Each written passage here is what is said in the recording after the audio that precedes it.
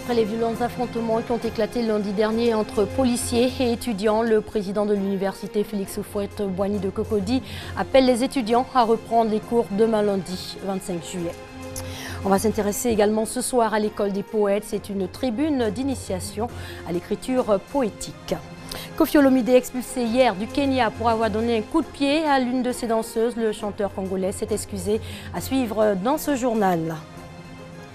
Bonsoir à tous et merci de vous informer sur RTI2. Tout d'abord en images, 100 personnes mises aux arrêts et de nombreux objets retrouvés suite aux manifestations vendredi dernier à Bouaké contre la compagnie ivoirienne de l'électricité. Pour rappel, les abonnés dénonçaient le coût élevé de l'électricité et l'émission de 2 factures dans le même mois. La marche a dégénéré et occasionné le saccage de plusieurs édifices administratifs et privés à Bouaké. Et puis concernant toujours la grogne contre la CIE, les organisations de consommateurs appellent à mettre un terme à toute manifestation sur l'étendue du territoire. Selon elles, la CIE est pour le règlement de la facture du mois de juillet sur une période de 12 mois. Les appels au calme et à la vigilance se multiplient. À Korogo et à Kong, la chefferie traditionnelle et les leaders communautaires invitent les populations à la retenue. Après les violentes manifestations du 22 juillet dernier à Bouaké et des agissements du même genre, heureusement déjoués par les autorités à Korogo, des appels au calme et à la retenue sont lancés par les chefs traditionnels et autres couches socio-professionnelles. Ceux de Kong et de Korogo invitent la jeunesse ivoirienne à plus de responsabilités et à adopter des comportements citoyens. Bouaké a trop souffert. Une ville qui a souffert comme Bouaké en Côte d'Ivoire pendant la guerre, il n'y en a pas. Bouaké était en train de reconstruire. Mais ils n'ont pas laissé Bouaké maintenant encore, vraiment, c'est pas nous un peu. Ce qu'ils ont commencé encore à construire, vous commencez encore à casser. Est-ce entre nous, ce pays a pu évoluer? Nous attendons ces choses pareilles ailleurs. Et nous ne souhaiterons pas que ça se passe à Korogo ou en Côte d'Ivoire. Les parents là, ils n'ont qu'à sensibiliser leurs enfants. Nous, on dit aux enfants de regarder ce que tu trouves dans le désordre là. Si tu vas dans le dialogue là, ça serait plus que ce que tu as trouvé dans le désordre. Donc ça, je l'ai dit, de se calmer, de ne pas écouter ceux qui viennent les manipuler. C'est un acte qui n'est pas bien. Parce qu'on sort d'une grande crise, chacun de nous doit faire un effort pour garder le calme. S'il y a des choses qui se passent, qui ne sont pas contents, qu'ils demandent directement ce qui ne va pas. Ce qu'ils souhaiteraient qu'on fasse pour eux, qu'ils demandent directement, au lieu de s'apprendre aux surtures pour les casser. On parle de CIE, c'est vrai, mais réellement, ce qui s'est passé, aller jusqu'à la préfecture, à la mairie, au conseil régional, je pense que ça ne rentre plus dans le cadre de la CIE. C'est de ne pas se faire justice. Vous avez les préfets des régions, vous avez nos députés, vous avez nos élus, et donc c'est d'approcher ces personnes, ces cadres, ces autorités en cas de problème. Appeler la jeunesse du Nord, en particulier la jeunesse congolaise, au calme. Pour dire que les événements qui ont eu lieu ailleurs, il ne faille pas qu'on encourage pour que ces genres d'événements puissent se tenir chez nous ici. Parce qu'au jour d'aujourd'hui, vous avez vu Korogo, il n'y a même pas longtemps, nous avons été élus la ville la plus propre de la Côte d'Ivoire. Ça, c'est dû aux travaux qui ont été effectués par le président de la République, M. Alassane Dramane Ouattara. Si jamais que nous avons des difficultés, avec les différentes directions en place ici, telles que la CIE et compagnie, il y a des associations de consommateurs qui sont là pour les aider. Pour un développement harmonieux de la Côte d'Ivoire dans la paix, on retient que le dialogue, la patience et l'amour pour le pays doivent animer quotidiennement les populations. Retour également sur la situation qui prévaut à l'université Félix Houphouët-Boigny de Cocody. Les étudiants sont en grève. Lundi dernier, de violents affrontements entre policiers et étudiants ont éclaté dans l'enceinte de l'université, ce qui a entraîné des blessés graves et des dégâts matériels importants. D'où cet appel du président de l'université Félix Houphouët-Boigny de Cocody, le professeur Abou Karamoko, invite les étudiants à la reprise des cours demain lundi 25 juillet. Ma nomination intervient au moment où notre université est en crise. En effet, depuis quelques semaines, les étudiants sont en grève. Cette situation a provoqué des affrontements qui ont entraîné des blessés graves et des dégâts matériels importants. Dans le droit fil de la politique menée par mon prédécesseur, je m'engage à établir le dialogue avec les étudiants en vue de transmettre avec diligence leurs préoccupations au gouvernement. Les violences perpétrées sur le campus sont préjudiciables au bon déroulement des activités académiques. Elles détériorent l'image de l'université Félix Houphouët-Boigny et compromettent gravement l'insertion professionnelle de ses diplômés. C'est pourquoi, chères étudiantes, chers étudiants, j'appelle à l'arrêt immédiat des violences sur le campus et vous invite à une reprise des cours le lundi 25 juillet 2016 à 7h30. Il y va de votre avenir et partant de celui de la nation. Je voudrais rassurer les étudiants et l'ensemble des personnels enseignants et administratifs que les autorités académiques ont pris des dispositions pour assurer leur sécurité. Direction l'Afrique du Sud où se déroulait la 21e conférence internationale sur le sida.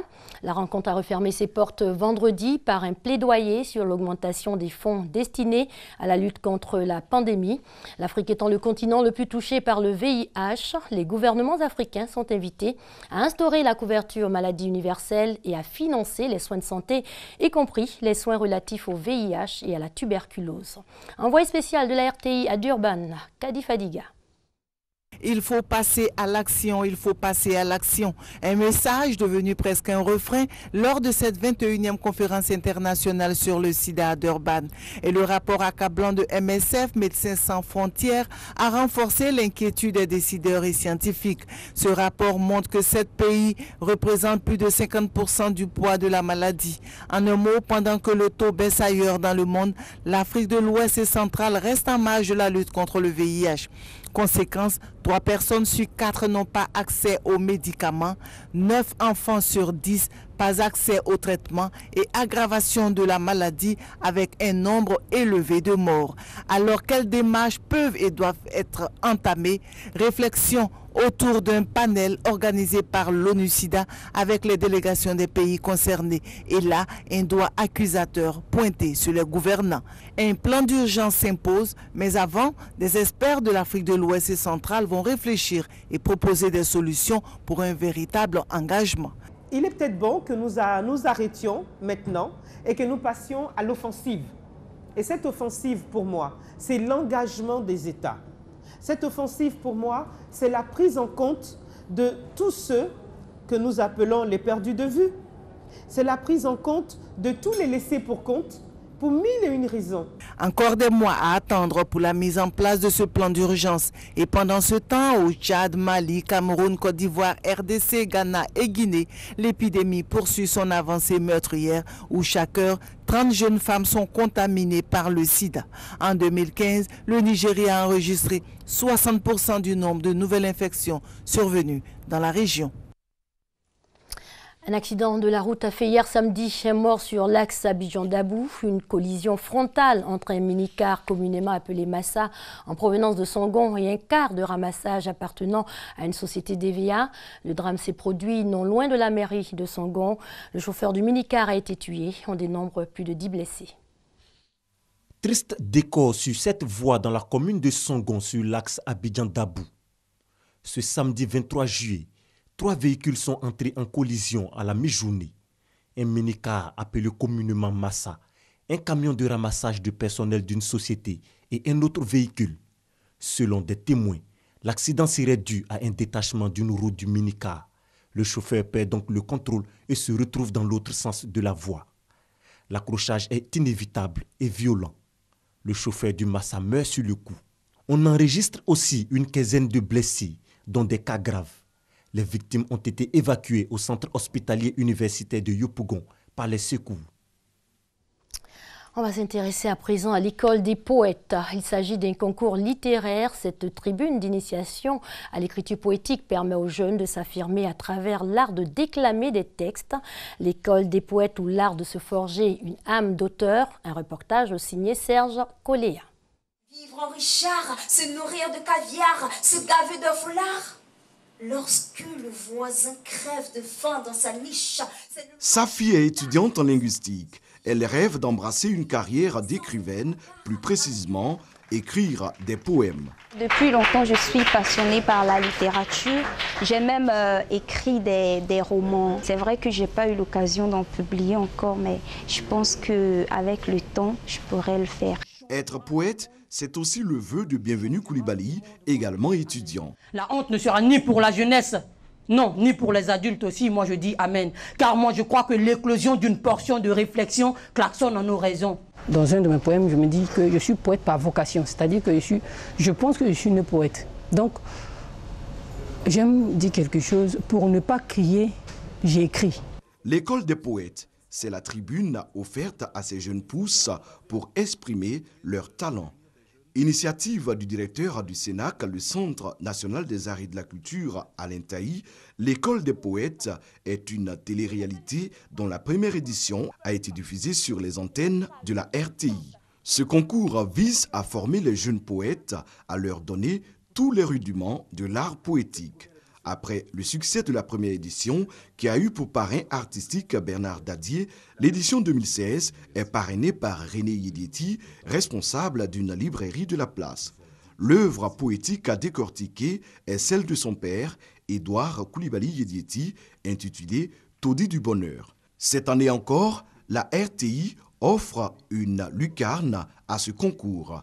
À travers l'école des poètes, le directeur du CNAC entend faire la promotion de la poésie en tant que genre littéraire majeur dans le développement humain, culturel et intellectuel de la jeunesse. On reparle de ce cas de violence faite à la femme. Kofi Olomide, expulsé hier du Kenya pour avoir donné un coup de pied à l'une de ses danseuses.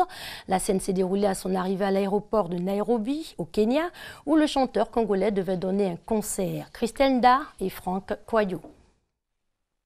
Il était censé donner un concert à Nairobi ce samedi 23 juillet, mais cette salle restera vide. Kofi Olomide a été expulsé du Kenya pour violence envers sa danseuse. La scène s'est déroulée à l'aéroport Jomo Kenyatta. L'artiste congolais visiblement en colère donne un coup de pied à l'une de ses danseuses. La scène est filmée. Elle fait le tour des réseaux sociaux. Choquée, la secrétaire d'État kenyane à la jeunesse et au genre produit un communiqué. Cécilie Kairuki qualifie le comportement du chanteur d'insulte au Kenya. Quelques heures plus tard, l'artiste est interpellé à la sortie d'un plateau de télévision. Il était reçu par la chaîne Kenya Citizen TV où il venait de se justifier sur la scène de l'aéroport. Je tentais d'arrêter une querelle entre mes danseuses. On m'a dit qu'il y avait quelqu'un qui voulait prendre la valise d'une de mes danseuses. Je voulais juste protéger mon staff. Le retour en triomphe n'aura pas lieu. Cette fois pour Kofi Olomide à l'aéroport de Kinshasa. Il sera hué.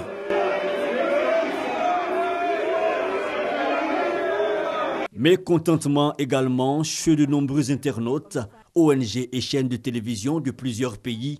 Kofi Olomide serait-il devenu un habitué de violence envers les femmes? En 2012, l'artiste est inculpé pour viol sur mineur, séquestration, acte de barbarie en bande organisée. Mis en examen en France, il a nié les faits.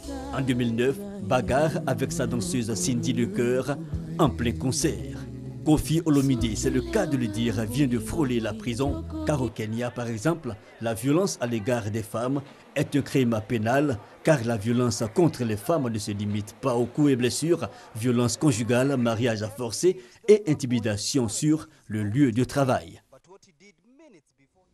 Toujours concernant ce scandale, le chanteur congolais Kofi Olomide, à son arrivée à Kinshasa, a reconnu sa faute au cours d'une interview. Il a demandé pardon à ses fans et à toutes les femmes. Je regrette au plus profond de moi-même ce qui est arrivé. Il s'agit d'un moment de folie. Il s'est agi d'un moment d'égarement. Tous ceux qui m'aiment, tous ceux qui m'apprécient, je leur présente mes excuses, je les prie de les accepter. Je m'excuse auprès de tous les Congolais, en commençant par le premier des Congolais, le chef de l'État de notre pays, qui s'est senti peut-être déshonoré par ce comportement. Sur le moment, je ne pouvais pas calculer, je n'ai pas réfléchi. J'étais en train de faire une interview, il y a eu quelque chose derrière moi, et j'ai réagi comme ça. J'ai réagi comme ça. Je le regrette amèrement, du plus profond de moi-même. Je présente mes excuses à tous ceux qui m'aiment. Et aux mamans, aux dames, je demande pardon. Je demande à toutes les femmes qui savent combien je les aime, combien je les respecte.